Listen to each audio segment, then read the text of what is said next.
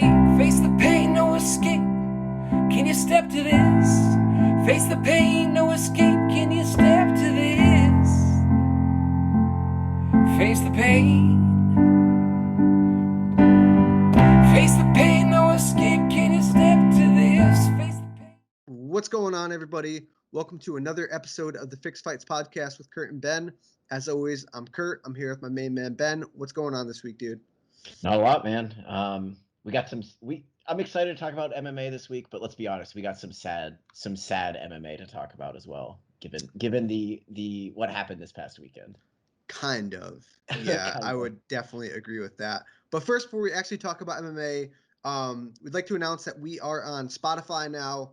I will take blame for that. That's kind of my fault. When we first started the podcast, I ran into a little roadblock that was not a roadblock, and I was lazy getting it on Spotify, but we are now on Spotify. So that gives you SoundCloud, Spotify, video on YouTube, and iTunes. So there's no excuse not to listen to us. We appreciate you guys, as always, listening to us. Hit that subscribe button, and yeah, we appreciate the love. So officially on Spotify now, and I'm pumped about it. You know, we're coming for Joe Rogan. Yeah, we're coming for that Spotify 100 million, right? Whatever the deal was.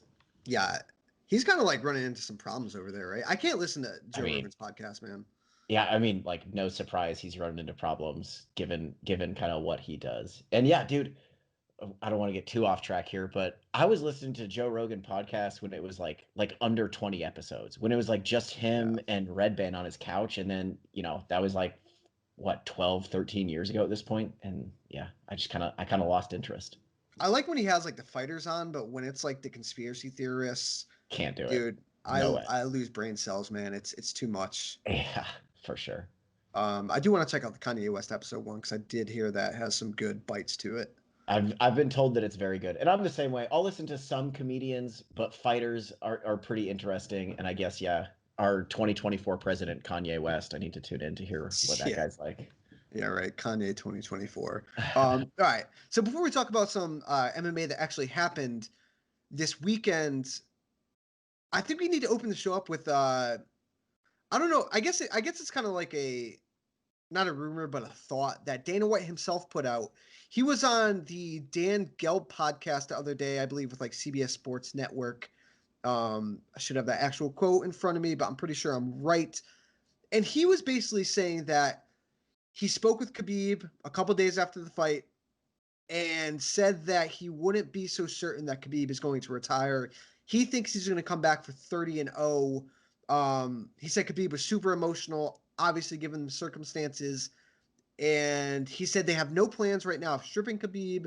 There is going to be no interim title on the line anytime soon and no official title on the line anytime soon. And, on the horizon, we do have some big events.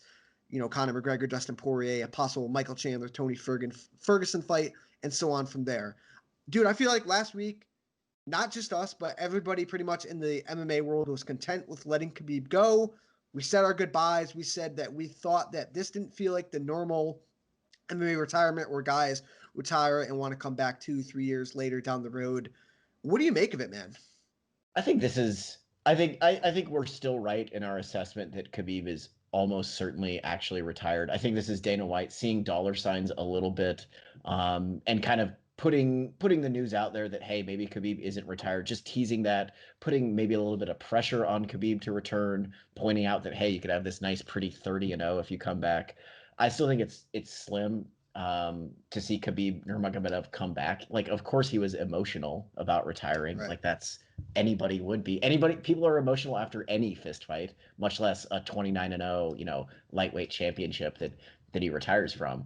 I'm of the mindset that if the only fight that Khabib would come back for is George St. Pierre, and that feels like quite a stretch at the moment, but that's I don't see him coming back to rematch Conor McGregor, no matter what the payday is. I don't see him coming back to, like, who else would he fight? Maybe Tony Ferguson. I don't see that happening. Like, it just seems like way too much of a stretch. And it seems like Dana White is doing the Dana White thing here and trying to, squeeze every last dollar out of the guy that he can. And I can't blame him for that. That's what he's doing. But I don't know. I'm not holding my breath on Khabib coming back.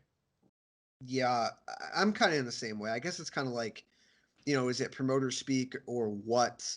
I guess he just wants to leave the door open, but right, you got to talk about it. I mean, I think it's in everybody's minds. We say goodbye. We're kind of at peace with it, and then boom, like, I guess that's what rumors are for, and that's what the news and the media Yeah. does, right? But I didn't expect to hear it, honestly. I thought that was going to be it. At least not this soon, right? It was a week after, and we're already like bringing into question now. I'm kind of with you. I think the GSP fight was the only one, and unless they were to sign it soon, again, GSP is on the wrong side of 40, right? He's not getting any younger. Um, I mean, if you even want to do that fight, right? Let him retire, relinquish the belt, and then bring GSP back and do a Khabib fight for no belt at 165, just for legacy, or 170. I don't know. It was just kind of weird, but again, that might be a little bit of promoter speak. You never know. It's like, people say whenever Dana White is talking, he's lying. I don't know. He's not always lying, but I think he's just kind of setting the table here for a potential big payday without um and necessarily like a high chance of that payday coming to fruition. He did say the Conor versus Dustin rematch is on and it's set. He wouldn't fully commit to saying that the contract was signed, but he says as far as he's concerned, it's on. And I hope he's true about that, right? That's the fight that needs to happen. And like we said last week, and I think everybody's been saying it, right? Book Chandler and Ferguson as the co-main event. Boom. There's your fights right there, and then I guess figure out the belt situation from there. Um, I just can't imagine, like, with the belt going into, I guess, limbo or whatever, Conor not being in some sort of title fight, but who knows? Especially that Poirier fight is just there. Like Right? it's been a month straight where we've been talking about how that fight is just so obvious to be made, and especially now with, I know we just said that they're not going to do an interim title, or they haven't stripped Khabib yet, but in a couple He months, says. yeah, in a couple months, if Conor McGregor and Dustin Poirier are signed to fight, I would be shocked if they're not fighting for the lightweight title. Yeah, man, I would be as well. All right, let's talk about some MMA that did happen this week. Let's start with Bellator first. Bellator was live on Thursday night on CBS Sports. Again, they were kind of a little bit weird with their um, fight placement on the card, in my opinion. They did have Nick Newell drop out and Vita Ortega drop out, I believe, the day before, so they had to shuffle around the order a little bit. But the main event still went through. Gegard Mousasi defeated Douglas Lima by unanimous decision to regain the Bellator middleweight title. Um, Not like the barn burner I think a lot of us expected, or even we kind of forecasted, but I didn't really have a problem with the fight. I thought it was tactical. I thought Lima made some good adjustments to end the fight. But you know what? Luke Thomas, I was listening to his podcast this last week, and he made a good point. He was saying that when he watches Douglas Lima fight, it almost seems like Douglas Lima doesn't believe in himself, right? We've seen before, like, Douglas Lima in the first fight with a couple guys look kind of flat, and then he gets to the rematch and he absolutely smokes dudes. And you even saw it like at the end of the fight. He really started to put it on in the fourth round, going into the fifth round. And I thought that was a pretty good point. What was your takeaways from the fight? I think that's accurate. I mean, I'm usually pretty critical of the Bellator broadcast team and their commentary, but they did talk about this, that like, hey, Lima in the past has struggled with trusting his cardio, has struggled with trusting his abilities. And I think that kind of reared its head here, especially because when Lima did throw, granted, he was almost always kind of throwing on the counter, and his game is not a super high output game. He's the type of striker who's going to shot guys with his speed, shot guys with his leg kicks. But when he did throw, he would land. And what was it, like the third, maybe the fourth round, that he seemed to really hurt Mousasi's leg? Yeah. Mousasi had that like shin guard type of hematoma going on, and then he seemed to kind of forget about it. Credit to Mousasi, like early on, like the first round, that might have been a 10-8 round. Mousasi really kind of showed Lima who is the more physical fighter right Right. from the jump. And I think that did mentally affect Lima for the rest of the fight, after feeling what it was like to be underneath Mousasi for 5 minutes. Mousasi's ground and pound, I think that deserves a ton of credit. That Yeah. first round, him sitting inside Lima's guard, and Lima's a BJJ black belt. Lima is zero slouch on the mat. And I think he's even a guy who can threaten from his back, but Mousasi just totally shut him down, landed big elbows, and I think that affected Lima for the next 3 rounds, and then you're right, it was kind of the 5th round when he kind of let it all go. But yeah, I think there was a little bit of some mental issues, some mental blocks there for Lima. Yeah, and at the end of the day, it was a fun fight. Idea for Bellator, right? I was gonna say, dude, this is a perfect example of why sometimes, often, I'm liking no fans. Because if there were fans in that building, they're Right, booing. right. But watching it in a quiet room at home alone, like it was super tense because you're constantly waiting. You can hear every little feint or every little like breath that these guys make when they throw a feint. It's super, super tense. And I think if there was a crowd, they'd be booing because that wasn't a really high paced fight, but it was No. really tense, really tense. It kind of reminded me of Robert Whitaker and Darren Till, where Yep. there's a lot of guys kind of just, it looks like they're staring at each other, but they're throwing little tiny feints. They're doing little twitches, and it's super, super tense. And oftentimes, if you got a crowd there, they're going to be booing. And I don't think it was really a bad fight. It was just kind of a slow fight. Yeah, that's a fair point. And again, yeah, I think you hit the nail on the head there. I don't have too much to say about that. I agree with you. I think they definitely would have been booing. It's a point I didn't really think about, but yeah, I didn't really have a problem with the fight. I thought it was tactical. Um, and right, I mean, both of those guys have shown, they're both high level strikers. Lima's sort of a counter striker. Mousasi didn't want to, over engage in anything. And I thought, like you said, he was smart with his takedown, smart with his ground and pound. And although they look pretty close in size, I think Mousasi was just a more physical guy in there. He was weighing on him. Mousasi didn't even like really counter Lima's leg kicks. I think Lima could have gone after the leg even harder because he wasn't really like Mousasi didn't catch it. Mousasi didn't seem to be countering the leg kicks. So yeah, it was a little bit perplexing why Lima didn't just lean on those leg kicks even more.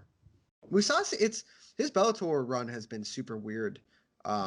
He came off the his UFC run with I think like 3 or 4 big wins in a row, and he goes to Bellator, and I think for the most part, outside of I would say the Rory McDonald fight, he's kind of looked almost flat in a way, disinterested in a way, and I think this was while this was a smart performance, um, I would say he's a far cry off of what he was a couple years ago, and I still think he's top middleweight in the world. I think he's a top 10 guy. I think he can hang with just about anyone in that division just based on his experience alone.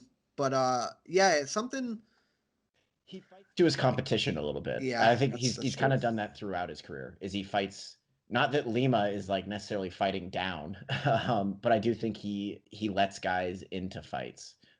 If he's not the type of guy who's going to pull ahead, and he's really never been that guy, I guess.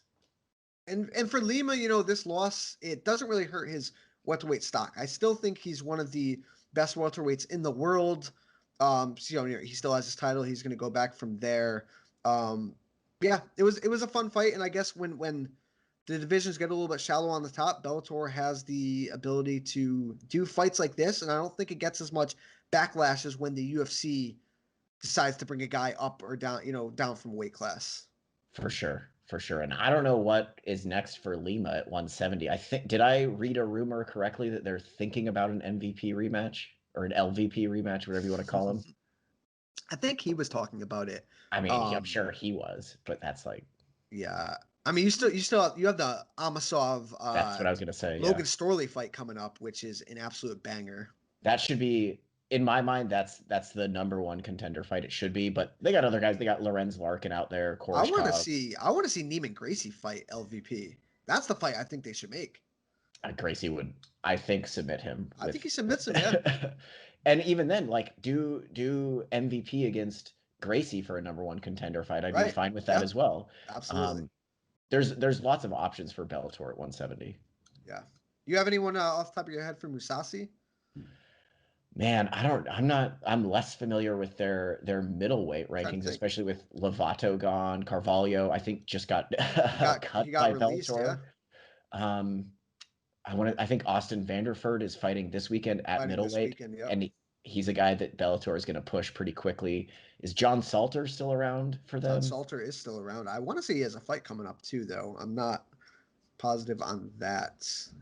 They got options, but obviously, like you and I are guys that are pretty tuned into Bellator, and we're not super familiar with their middleweight division. It's definitely one of their more shallow spots. Trying to see. Yeah, it doesn't even look like John Salter has anything listed on Tapology right now, so maybe I'm just making that up. But shall see. Anyone else on Bellator's card you want to shout out? Anyone else impress you? Um, I mean, Adam Boric, I think, is still legit. You started by talking about their bout placement. This guy was the second fight of the night. He is now 16-1, looked really good here. What are they doing? Putting like a guy who could be the future of their like a future champion in their company for sure. He has that potential. He does. And he's like second. It's the same reason. I think this upcoming Amasov Logan Storley fight might be Logan Storley's first fight on a main card, which makes no sense. And he's what, like 11-0? He's 11-0 and he's got to be like 6-0 or something in the promotion. Like, what are they doing? Why was Adam Boric the second fight of the night? And he could have very well been the co-main event. Co-main No event, disrespect to Corrales and Gertz, who that was a fun fight. I got no problem with that It fight. was. But Boric, he's got to be a highlight for you. I don't know what Bellator's doing. I mean, they had Jake Hager, you know, on the prelims on YouTube. I guess they're trying to get the viewers to YouTube, but wouldn't you want to get the viewers to CBS Sports to your like main card as opposed to YouTube? I have no idea. Well, dude, isn't Jake Hager is still an active wrestler with AEW, right? So yes. This guy is like on national cable TV all the time. All the time, and then now he's like getting his ass kicked, if I'm being honest, on YouTube. It just makes no fucking sense. It seems bizarre. Yeah, that was the sort of gas station food that I love to eat, and I loved to get that fight. Loved it, man. It was sloppy, and it's weird. Jake Hager, like, he seems like he's an athletic dude, right? Or he should be an athletic dude. Like, he doesn't have any real pro MMA experience, but he's a former collegiate wrestler. He's a pro wrestler, and that takes a lot of athleticism. But when he's in the cage, he just looks like super stiff. His grappling doesn't look good. His striking doesn't look good. He's tough, right? But yeah, I don't know what Bellator's doing with him, right? Especially bearing him on the prelims like this. Like, do you want eyes on him? Do you not want eyes on him? Because the skill is definitely not there anywhere near yet. I don't know. Yeah, they've got to give him slightly easier fights. I think the issue is all these guys have similar pro records, but they actually have amateur experience, and I think it's showing here. It's showing, yeah. But yeah, weird stuff. He's clearly not turning into a like a Bobby Lashley type, or one of those. Was good, man. Yeah, he's not one of those guys. It seems clear to me, at least, that he's not going to be a legitimate heavyweight threat. But he could still be in fun fights, and they could still use him, hopefully, on the main card to draw in some new viewers. I know.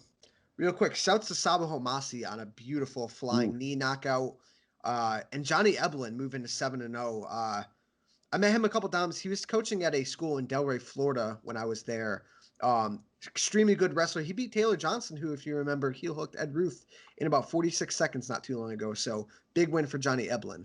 Yeah, for sure. This was a fun card overall. I basically watched it start to finish. Being on a Thursday, it's like almost easier for me to do that. Yeah, it certainly was. All right, let's move on to this past weekend's card. You talked on the top of the show about some sadness, and I think this is it, man. Possibly watched for the last time. I don't even know, right? At least I think for the last time in the UFC, but Anderson is so non-committal to if this was it or if this wasn't it.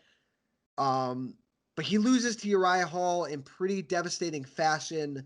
I thought he looked really good in the first round and the second round. The second round was super close, and he was winning the third round up until the last 10 seconds. He got dropped by Uriah Hall. His eye got lumped up, and then he came out. Uriah Hall smelled blood, gets the finish in the fourth round. Man, if that was a 3-round fight, I think Anderson would have won it, but it was not. He headlined another event, and it was tough to see. It was tough to see, man. Especially because he looked in pretty good shape. Like, he had abs and shit. He looked great. He looked really good. And he's clearly lost a step, right? Like, he looked slower. He looked much more hittable than he did in his prime. But he was like kind of doing the damn thing here. And I was impressed with that. But I think it was Phil McKenzie on Twitter who I think made a perfect point that Anderson Silva made the mistake of hurting Uriah Faber. And once he started to actually hurt, or not Faber, once he started to actually hurt Uriah Hall, that's when Hall that's when he wakes up and becomes dangerous himself. And that's when it happened. When like the first two rounds, I think if I remember correctly, I think I gave the first round to Anderson and the second maybe to Hall, very close. But then it was in the third when Anderson kind of started to find his groove and hurt Uriah Hall a little bit, and that's when Hall. I don't know if he panics. I don't know if he gets woken up. I don't know what it is, but yeah, that's when he became dangerous. And yeah, I mean, it's not like he really did anything fancy, especially the knockout, like the punch that dropped Anderson in the fourth round. He was literally just running forward with his chin up. Um, Tough to watch. Tough to watch for sure. I think Anderson was just pretty hurt in the third round, and Mhm. you know what, man? To his credit, 45 years old, getting back in there with. I mean, look, Uriah Hall, including this fight, is now on a 4-fight win streak. He's still 36 years old. I mean, I still don't know if this was the right matchmaking for him. The Adesanya fight made sense because it was kind of like a passing of the torch fight, but then he's in there with Jared Cannonier, and now he's in there with Uriah Hall. It just seems like weird matchmaking to me for the end of this guy's career. And could you imagine, Ben, if we were doing this podcast in 2012, right? Anderson Silva just knocks out Stephan Bonner in incredible fashion. Could you imagine if I told you that come 2020, Anderson Silva would be 1-7? The great Anderson Silva would be 1-7. It's like, dude, it's mind blowing, man. And I mean, there was a couple in there. You know, you had the two fluke. Not I don't want to say fluke losses. The first fight against Chris Weidman, he did that to himself. The second fight, he gets injured. The Nick Diaz win gets overturned. I thought he beat Bisping. I also thought he lost to Derek Brunson. The weird one to Jared Cannonier. It's not like he was getting blown out in all these fights, but he still wasn't producing wins. Dude, if I'm being totally honest, I think Anderson Silva was kind of on the physical decline at least around like 2010, like the Damian Maya fight. That's what I'm looking at. Like I think even the first Chael Sonnen fight, Anderson was already starting to kind of decline. Um, and he's just such a good and intelligent fighter that he stuck around. You know, he had that beautiful finish of Yushin Okami in 2011. Um, but yeah, I mean, I think he's been on the decline for quite a while. And the fact that he's been able, like the fact that he went 15 minutes with Daniel Cormier in 2016, I I think know. is a testament to how tough he is and how respected he is and how dangerous he is. Um, but yeah, I mean, I'm surprised that he continued to fight for so long. Like, when was it that he announced that he had signed a new like 10 fight contract? And I thought, there's no way he fights 10 more times. And I think this was maybe the ninth fight on that contract, which is Yeah, crazy. Absolutely crazy. it had to have been around like maybe like the Diaz or Bisping fight, 2015, 2016. And at that Mhm. point, he's what, 40 years old? Yeah. You I know, thought he's there taking was this no fight way. at I mean, he's fighting the number, I think, 9 or 10th ranked guy at 45 years old. Um, let's assume this was the last, excuse me. Let's say, assume this was the last time we saw Anderson Silva in an MMA event. Where do you rank this man all time? Because I mean, coming into the UFC, he wins 16 in a row, and again, he went 1-7 at the end. But that run through the belt, winning it, defending it, all those times, headlining all those events. I mean, it's really second to none. His dominance was unreal. It's hard, like these like GOAT discussions, I think don't necessarily do Anderson Silva credit because his level of competition wasn't necessarily the best, but I think what Anderson deserves to be remembered for and what he deserves credit for is like creating kind of magic in the cage. Because Right. you know, like you and I have been fans long enough that we remember that when he was front kicking Vitor Belfort in the face, and even before that, like mowing through Rich Franklin, he kind of showed that those flashy techniques from a skinny guy actually work. Like when he became champion, I felt like the general consensus in MMA was to be at that elite level, you got to be jacked and you got to be a wrestler. And Anderson kind of flipped that on its head and said, "Nope, I'm going to be skinny. I'm going to throw flashy kicks and I'm going to be fucking unbeatable." So where he ranks in the GOAT talk, like in terms of accomplishments, I put guys like GSP and John Jones like pretty clearly above him. But like I don't think that necessarily does him credit for what he added to the sport. And like kind of, how many new fans did he create when they see him front kicking Vitor Belfort in the face, when they see him just melting James Irvin, when they see him like doing Matrix shit against Forrest Griffin? That's what he deserves credit for. And as much as I love GSP, like GSP didn't do that for me. No. John Jones kind of does, but Anderson Silva, more than basically anybody else in the sport that I can think of, kind of made me believe that like magical shit's gonna happen. Even the fucking Chael Sonnen, the first fight, even that was magical. Like getting his ass One kicked of the for best 23 comebacks minutes. ever to this Incredible. day. Yeah. I mean, that's a fight that I'm never gonna forget where I was when I was watching it. Like, By the way, I'm sorry, but did you see the UFC releasing all these like top 5, top 10 Anderson moments, and they didn't once put that in there? That is what? literally probably like his best or second best moment. That That's Chael got Sonnen win. It's did crazy. they that's gotta be like maybe they're just vindictive because Chael is working for Bellator now or something. But that's one of the best moments in the sport's In the history, sport, period. yeah. If you're just putting together a list of these are the top 20 like most memorable moments, that's up there. That's probably top 5, top 10. So I think for me, like I think Anderson was one of those like transcendent figures in the sport, Yes. and we've had them throughout the generations. I mean, you look at like the Chuck and Tito of the early days through. I think Anderson carried that torch, and then Conor McGregor, and now Khabib. But like when Anderson Silva fought, whether you were a fan or not, like he was the dude. You knew Anderson Silva was the dude. You had to watch him, and when that like he was so synonymous with his intro and that song. By the way, why the fuck did he not come out second? Like, there's no way he should have. And Oh, that's yeah. such a minuscule thing, but like, come on, there's no way that song, that entrance, should not have closed the show. Disrespect to make Disrespect. him wait in the cage for Yeah, Uriah Hall's right, entrance. I thought it right. was, and Especially that. they're Here, doing it right because they're like, oh, he's it Hall doesn't is matter. ranked Yeah, higher. That's their logic. But come on, you're talking about a guy who is a huge part of has been a huge part of your company for 15 years now. Come on. yeah. I thought that was pure disrespect to Anderson. And again, it's a small factoid, but yeah, I thought it was pure disrespect. So under the assumption that this was the last time we've seen Anderson. And honestly, dude, one of the greats of the sport. I mean, he debuted in the UFC all the way back in 2006, 14 years ago, defended the title 11 times, has the most UFC main events, on and on and on. What is your favorite Anderson Silva moment?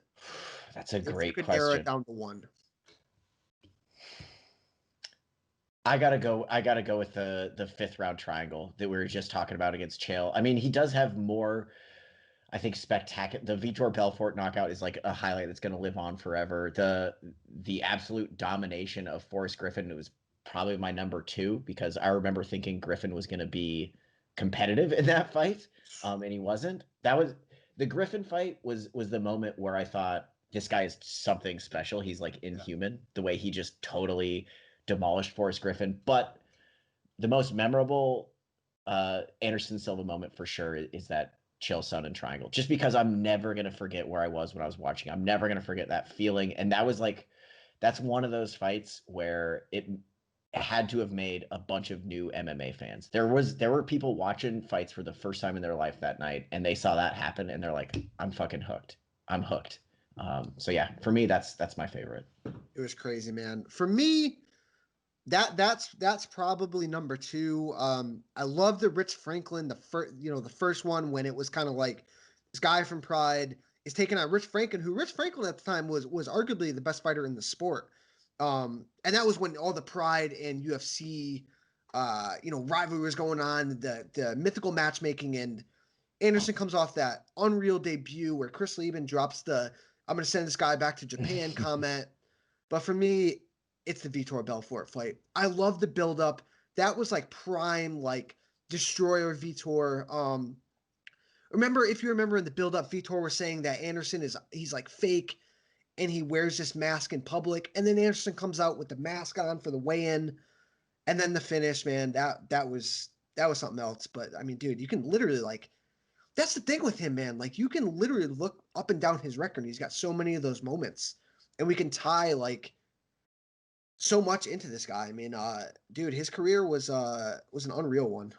You remember that stretch when he fought, let me look, Patrick Cote, Talis Latis, when we kind of thought he was boring? Like, because he is a counter striker. Like, I remember there was a stretch there where, was it after the Talis Latis fight, maybe, or maybe the Damian Maya fight, when Dana White was real mad, like, It was this after the is Maya terrible. fight.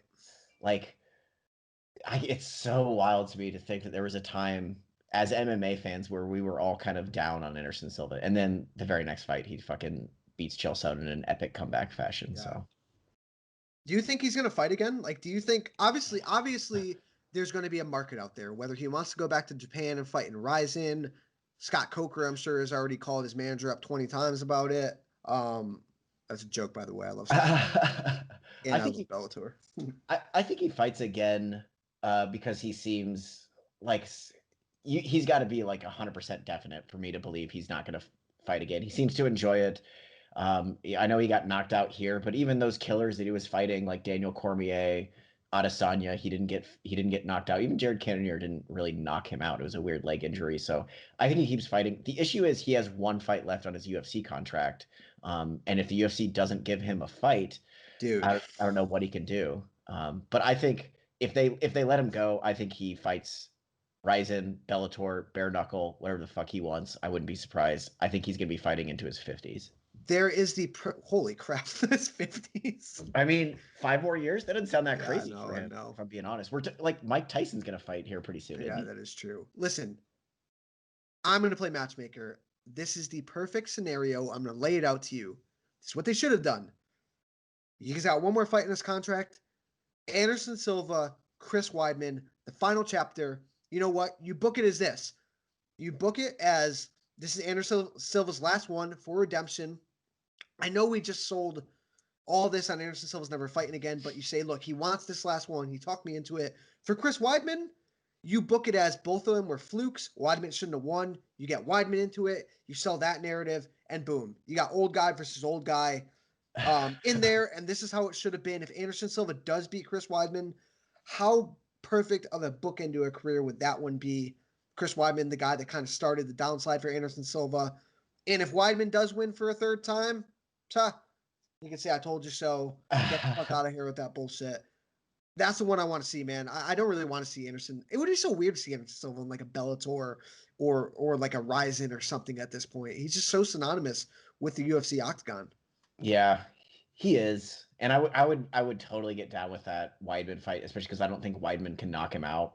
Um, but I'm just totally, I don't know how it's going to happen. Maybe he fights one more, maybe he finishes this contract in the UFC, but I kind of see Anderson Silva going off into the sunset similar to how Fedor Emelianenko is, which is kind of sad but relevant Yeah. performances, maybe in Bellator. But dude, whatever. He seems like I said, he seemed sad in that post-fight speech, but he also doesn't seem totally committed to retiring at all. And No, he doesn't. he seems to enjoy fighting. Like I think that's the bottom line is he's not he doesn't seem dejected, he doesn't seem disinterested, he seemed in phenomenal shape Yeah. here. Yeah, he was coming out to win. I would be shocked. He's freaking old school shoot box. Those guys want to fight until they're dead. So I think he continues to fight. Hopefully the UFC either gives him one more fight or releases him from his contract. Yeah, we shall see. On the flip side, Uriah Hall, kind of the bad guy of the weekend, but he did win, right? He gets the win, and he's kind of an interesting cat because, like, you know what I appreciated going into this fight? A lot of it was on Anderson Silva, rightfully so, but like looking back on a lot of like Uriah Hall's like previous fights and when he was coming up through the Ultimate Fighter and everything, I mean, dude, he has a lot of great finishes in his career. He's got a lot of hiccups, right? He's not a complete fighter by any means. He doesn't win the big one all the time, but dude, he's got some big wins, and he's actually won, I believe, what, like 4 of his last 5, with 4 wins coming in a row. He's still 36 years old, and which we're going to talk about this later, but the middleweight division, especially the top of it, is in shambles right now. You don't know what Adesanya is going to do next. Robert Whitaker just won. Darren Till and Hermanson are about to fight, but Uriah Hall is now on a 3-fight win streak. He was talking out and calling out Adesanya after the fight. I don't know. I don't think he's going to get a title shot anytime soon, but Do you think he can make one more run to get that elusive title shot in his career, or is he still that same Uriah Hall, where he's not going to get to the big one? I think he's still Uriah Hall. He did the win here is impressive, but like I said at the top, he was kind of letting this fight slip away until Anderson Silva started to hurt him. I mean, who knows? Maybe he can put it together a couple more times. He clearly has like the baseline athletic ability to fight for a title. I would just be shocked. Um, if I'm going to play matchmaker for him, what about the winner of Marvin Vettori and Jacare Souza? Yeah, love that. Because then if Vettori wins, then he's on a 4-fight win streak, and that fight makes a ton of sense. And just looking at the rankings above Uriah Hall, there's not a ton of options for him that makes sense unless they want to throw him in there with kind of a like Apollo Costa, somebody who's going to get him there real fast. But I don't see them doing that necessarily. That's a good option. I mean, Paulo Costa is a good option, but also, yeah, I love what you're saying with the. Well, he already fought, didn't he? Didn't Uriah Hall? Oh yeah, yeah. That's it. Yeah. Paulo Costa knocked him out. Absolutely. So I mean, they could always do a rematch for sure. They could do a rematch, but yeah, I think I like your forced choice better with the Jacare Vettori winner. Moving down on the card, Bryce Mitchell gets a big win over Andre Fili in a pretty damn fun fight. I think Fili really tested him here, but not only, we knew Bryce Mitchell's ground game was really good, but I thought his wrestling looked really good in this fight.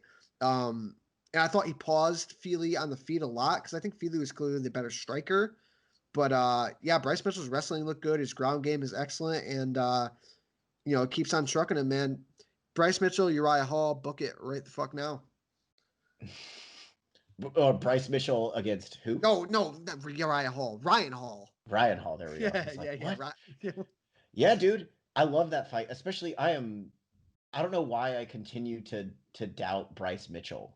Like, I thought Charles Rosa was going to beat him, and then he just trounced him on the ground. I thought Andre Fili was going to beat him, trounced him on the ground. Like, I gotta stop doubting him.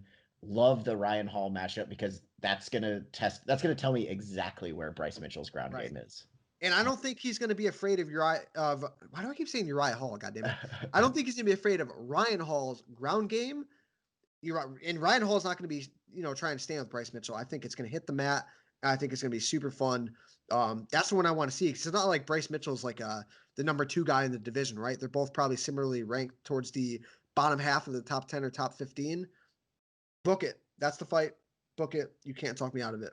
Love it. Love it. And especially because Ryan Hall is kind of the boogeyman of that division. Bryce Mitchell could say, you know what? Fuck y'all. Yeah. I'm going to take my camo shorts. I'm the dude. I'm this dude. Exactly. I'm not afraid to fight him. This is his chance. And he doesn't really have a lot to lose. Like people are pretty high on him now, but he's still young.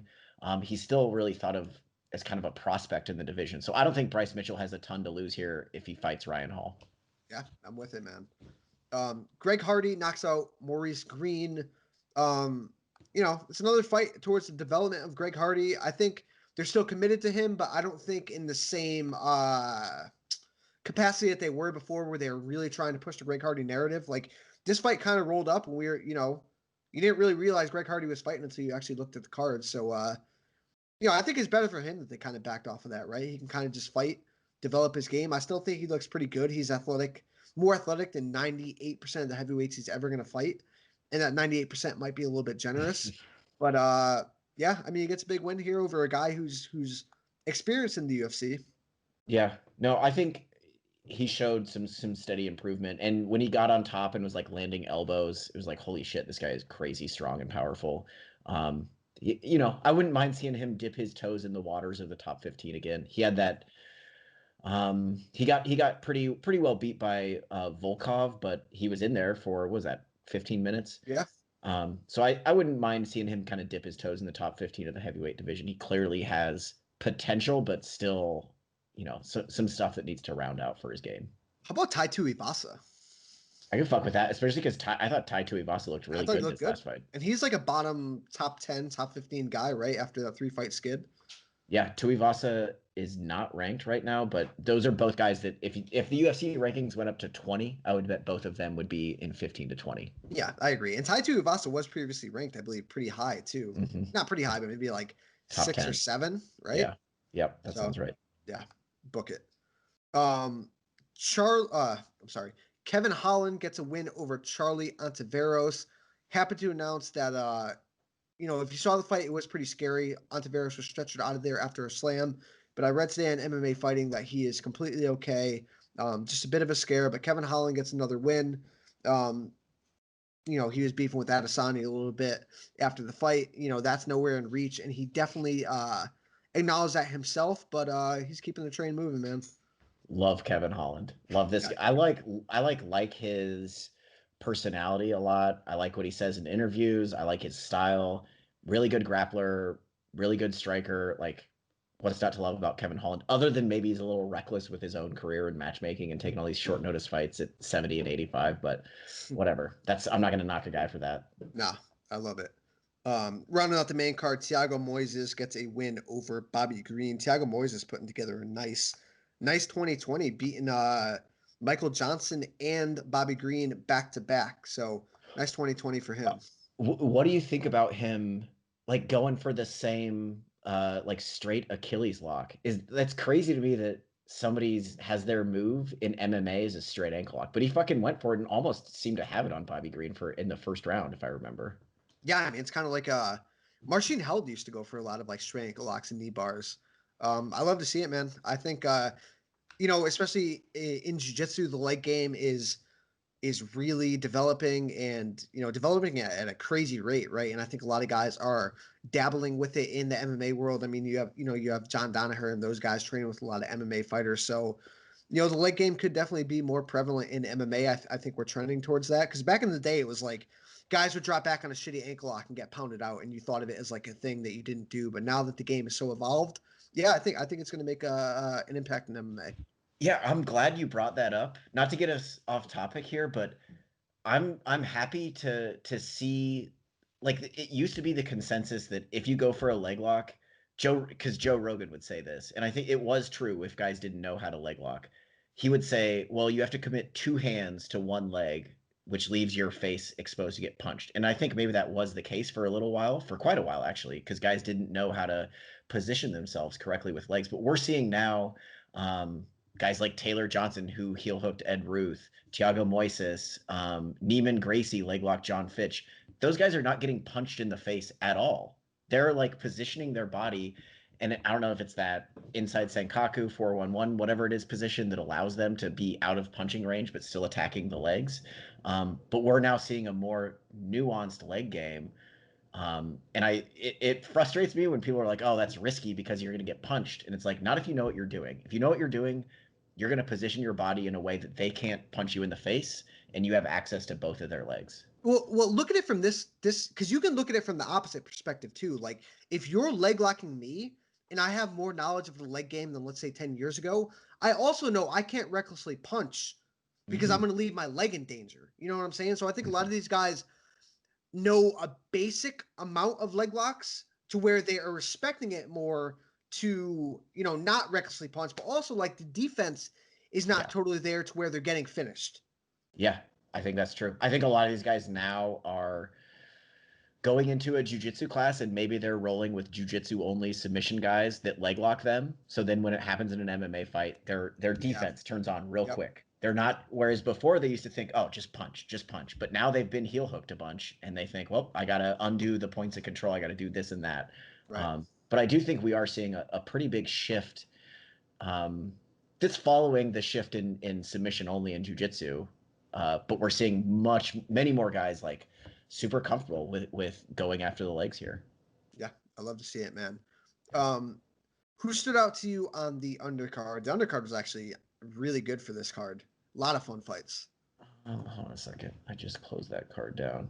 Um, and this was another one too that I like watched start to finish. So Yeah.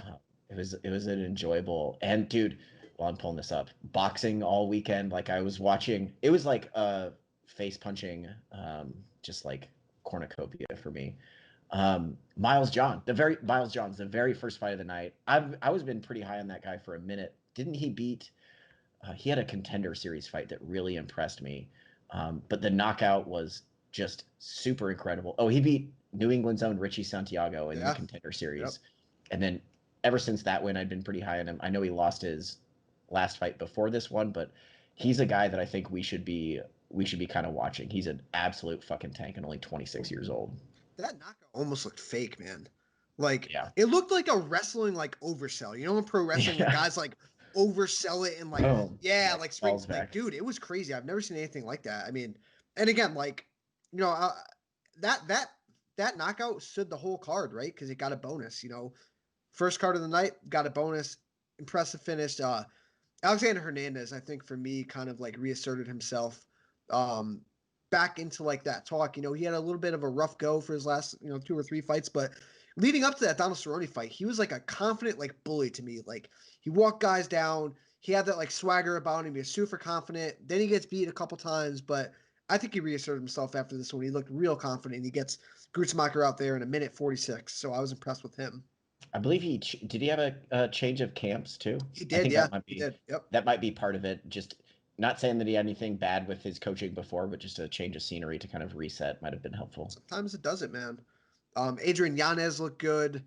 Dustin Kobe had a nice knockout. Yeah, this was a fun card, top to bottom, man. Yeah, absolutely. So we move on to this coming week. Before we talk about UFC coming up this weekend, Bellator does have a card again on Thursday night, and it's the debut of Corey Anderson. Kind of stepping in on short notice to take on Melvin Manhoof. I think he sees this as a good opportunity to get his name out there, get in the the title talks in the picture. I think he only needs one win to fight for that title. But I think this is a pretty good win for him to step into because Melvin Manhoof's got to be like, dude, I don't even know at this point. How old is this guy? I mean, his record is 32-14-1 in MMA. I don't even know what his. He's 44. Yeah. So he's still got power. I mean, the knock on Corey Anderson is his chin, right? So I think that's what makes it interesting. Yeah, that's what makes it interesting is anytime somebody's throwing bombs at Corey Anderson, there's a bit of a pause because he's been knocked out so many times. But yeah, I mean, it's hard for me to see Corey Anderson not just like jab, double leg takedown, beat the shit out of him on top, basically. It seems like a Corey Anderson fight, but like you said, Manhoof does have power, and he's not a guy that's been afraid to throw those bungalows throughout his career. He's got a lot of knockouts. I think it's interesting, but I think it's a smart first fight for Corey Anderson. Tyrell Fortune and Syed Sauma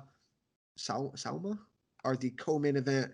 Tyrell Fortune's another pretty solid heavyweight prospect. Coming off the first loss of his career to Timothy Johnson, so we'll see how he bounces back. Yeah. That Tim Johnson knockout, I'll never forget. Like you said, fucking knockout. Austin Vanderford. Yeah, Austin Vanderford, yeah. I think he's a solid prospect. I mean, he's looking to go 10-0 here against, let me see, Vinicius de Jesus. I, off the top of my head, don't know a ton about. Looks like CES champion. He's solid. So yeah, I mean, Bellator's matchmaking is a little weird, but Vanderford is a guy they obviously want to push with his like ties to Paige Van Zandt, even though she didn't even sign with Bellator, but they seem interested. They seem interested in pushing him. He's a really, really good wrestler.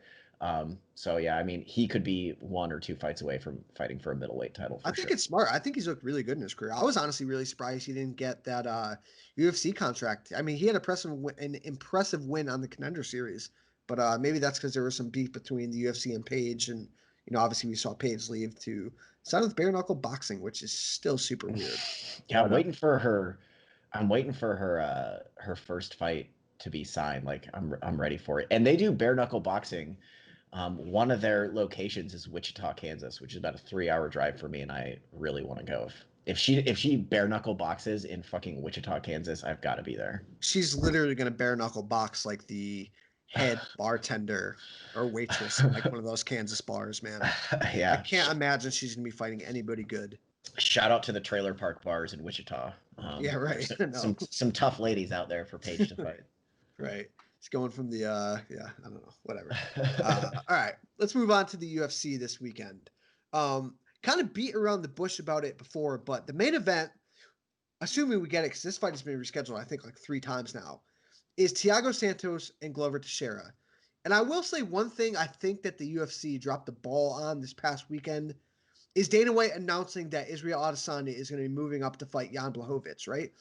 because now you can't really build this fight as a number one contenders fight, can you? If you're already coming out and saying Israel Adesanya is going to get the next shot, like, what is this fight, right? All of us thought this would be the winner of this fight would probably challenge Jan next, right? But now, I mean, Thiago Santos and Glover Teixeira are fighting for what?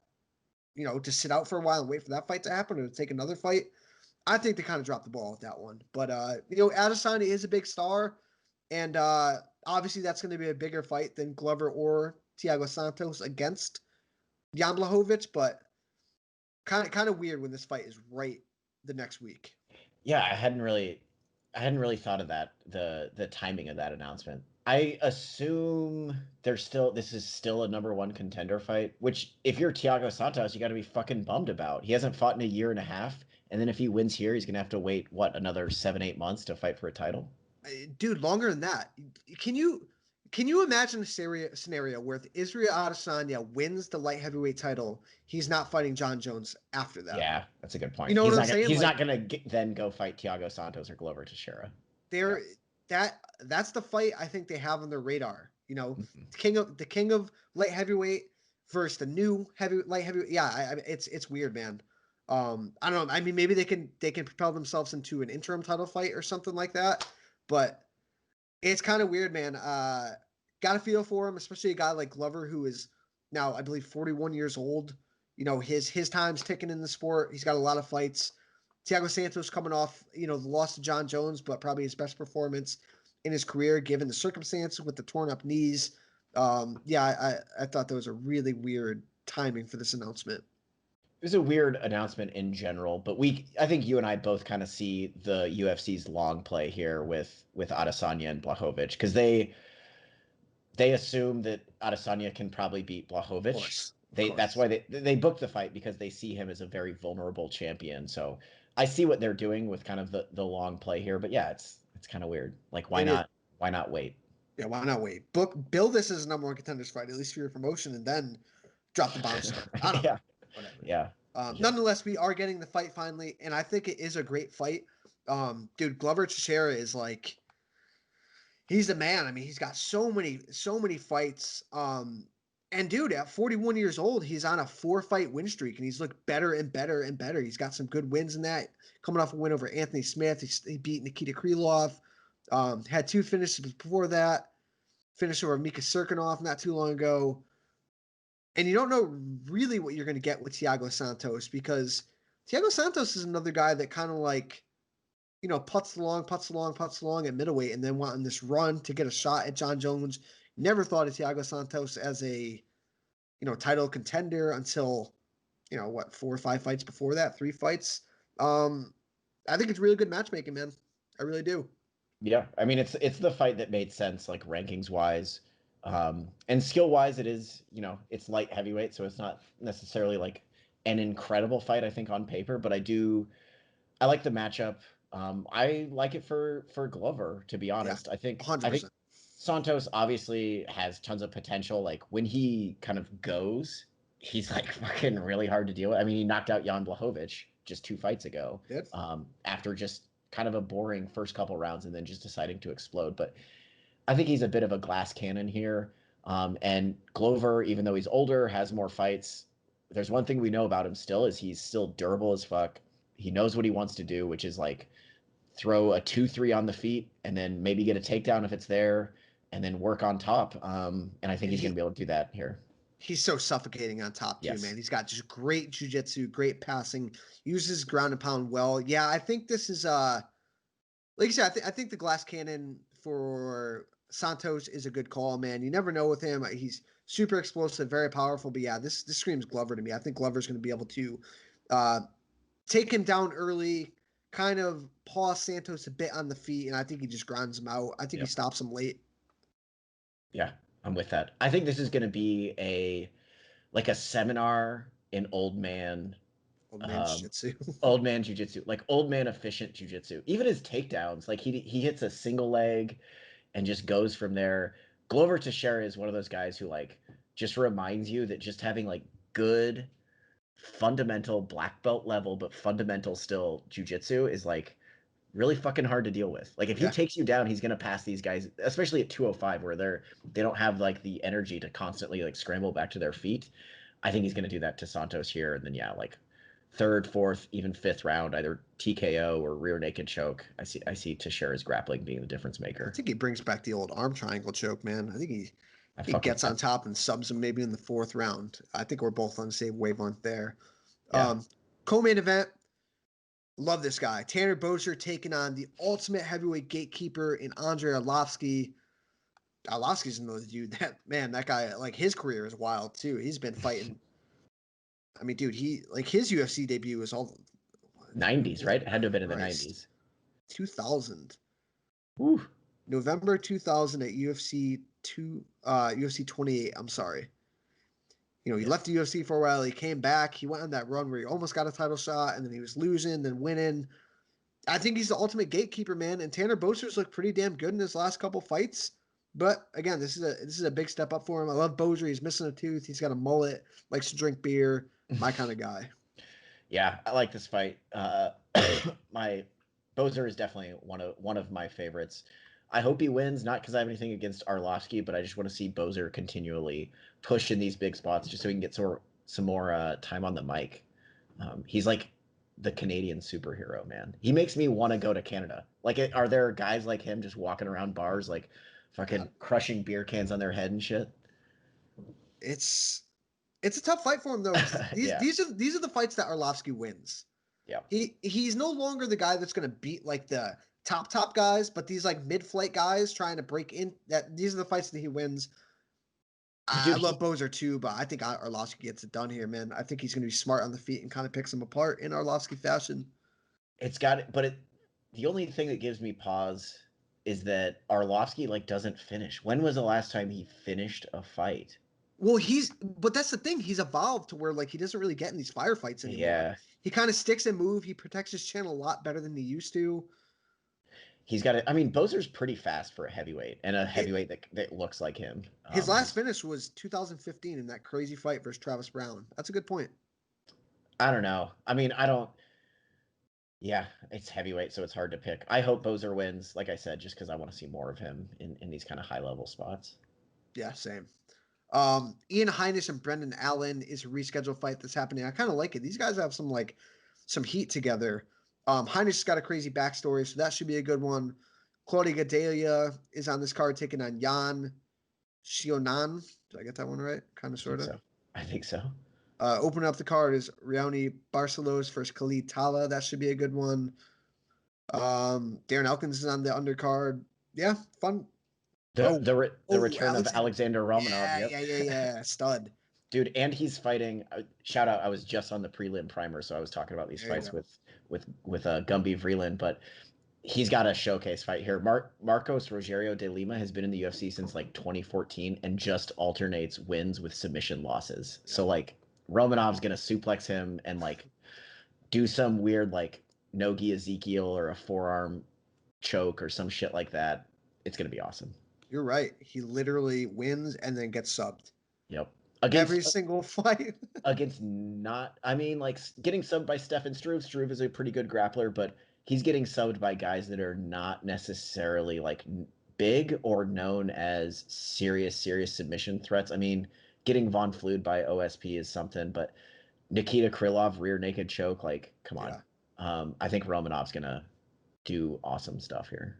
Yeah, I agree. Hey, one thing before we get out of here, I wanted to mention it before. I totally forgot about it because we were gushing over Anderson Silva. But you know what? Another like weird announcement I thought they kind of like dropped the ball on was announcing the Ultimate Fighter. First of all, the Ultimate Fighter taking place in 2021 is so at this point like why? Like we don't need it. I don't think we want it. I think the Contender Series is coming back this weekend or next weekend, or I should say week because I think it's Tuesday or Wednesday. But why? Why do we need the Ultimate Fighter? And if you're going to announce it and want some sort of like positive feedback, how do you not announce the coaches? Yeah, that's right. That's a great point. Nobody's excited about it. Nobody gives a shit about it, and you didn't even announce the coaches. Like maybe if you announced like big name versus big name, it's like, all right, well at least we'll get the fight after, so maybe I'll get kind of into it. But I mean, weird announcement, man. they gotta like it's gotta be like totally overhauled to get people excited again. You have to like I know that the same format has got to be the same, right? It's got to be a reality show with guys that fight each Yeah, other, of but course. whatever wiggle room they have within that, they've got to totally change it. I mean, it's not the type of TV I typically watch anyway, but even when I was like kind of watching The Ultimate Fighter, I was bored by it fucking like 10 years ago. Yeah, it Um, got stale quick. so I don't know, man. Maybe they totally change it, or I'm sure whenever they announce the coaches, you and I are going to be pissed because it means those guys are on the shelf for like a year. But whatever. Who could it be? Like, do you have any like preferences, wants, ideas? Do you even give a shit enough to think about it? I mean, anybody who is not like waiting for a relevant fight. That would be my only like I don't want it to be anybody that I like cannot wait to see I was fight gonna say, again. it seems like at this point, like the most obvious one would be like one of those lightweight pairings, just because that division is so hot right now. But again, like, yeah, I don't want to see that like on the shelf for so long, you know? Yeah, and I'm looking at like the women's divisions. There's no real like beef there, I There's don't think that nobody. would make sense. You can I only do mean, it at 115. That's, every other division is so good like division. dominated, you know? It would be cool to see Amanda Nunes in that spot just to give her some more shine. And I think those divisions need to shake it out. But she has no like rival that they would put her in there against Unless Valentina, maybe, or you're what you'd say. unless you're trying to get Adesanya Blakovic signed very soon and maybe go with John Jones Adesanya. Maybe. I don't know. That could be possible. That could be certainly possible. I would love to see. That would be good TV. John Jones has already been. He was a coach twice or just once. I know he did one against Chael.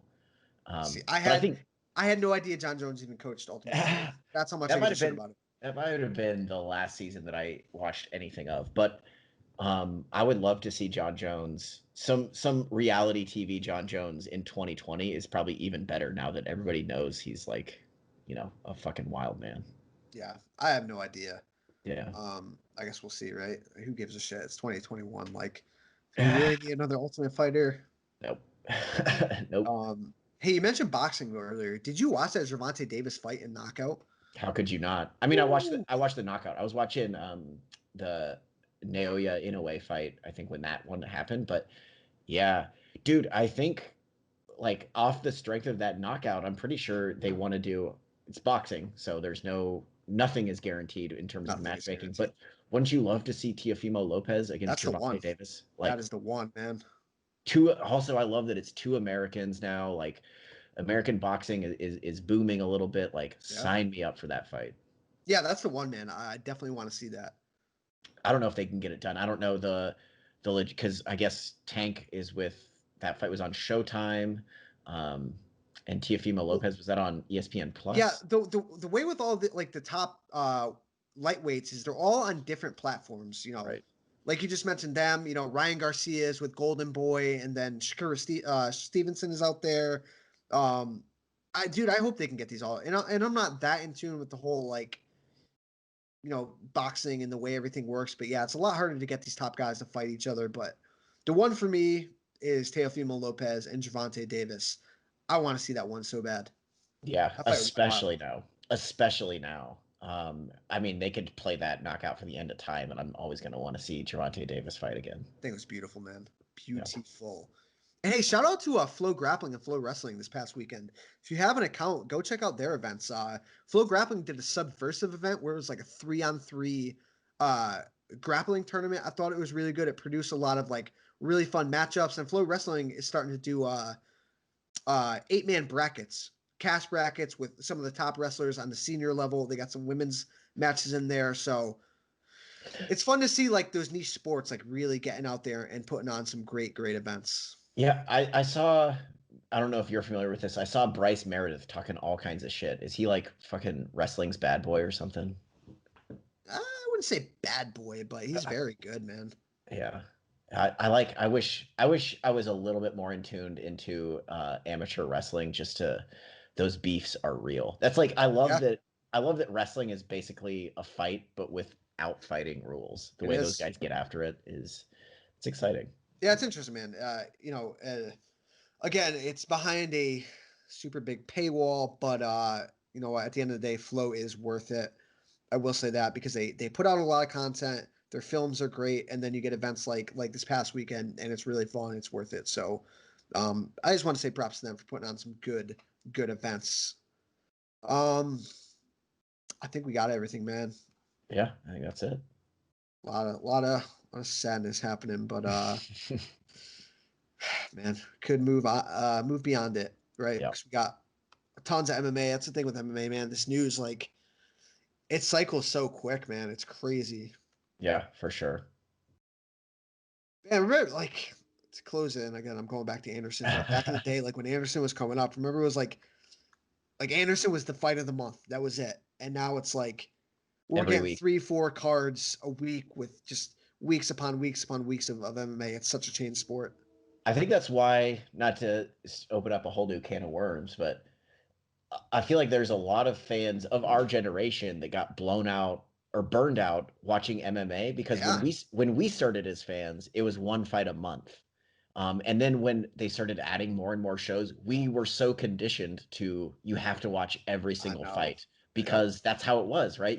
There was so little MMA that any MMA you could see you would watch. So then when they started adding fights every week, it's like, oh, I gotta watch every single fight every week, fight. and that's how you get blown out. So if anybody listening, take it from a couple of veteran fans. If you need to DVR that shit, watch it on Sunday morning. You know, don't feel pressured to watch every bit of MMA. I know, because at this point, it is not slowing down at all. Yeah, not at all. All right. I think that's a wrap for us. Again, top of the show, we don't got to go back into it. We appreciate you guys listening. We're all over the place now. Hit us up with those subscriptions. Drop a comment. Let us know how you like it. Follow us on Twitter and everywhere else. Enjoy the fights this week, and we'll talk to you Face the all soon. pain. Face the pain, no escape. Can you step to this? Face the pain, no escape. Can you step to this? Face the pain.